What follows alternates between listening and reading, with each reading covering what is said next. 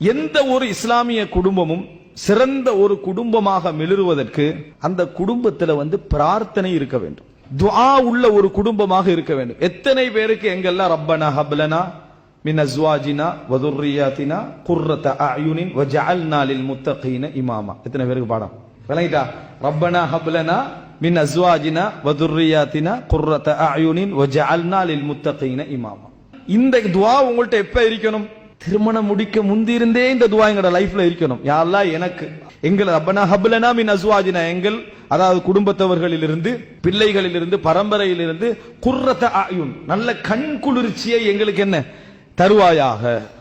வஜஅல்னா லில் முத்தகீன இமாமா இறையச்சமுடையவர்களுக்கு எங்களை முதலானவர்களாக ஆக்கி வைப்பாயாக என்று நம்ம துஆ கேட்கணும். துஆ என்பது நம்ம இந்த குடும்பத்தை சீர் செய்வதற்காக இறைவனிடத்தில் கேட்கக்கூடிய ஒரு மிக முக்கியமான பகுதி.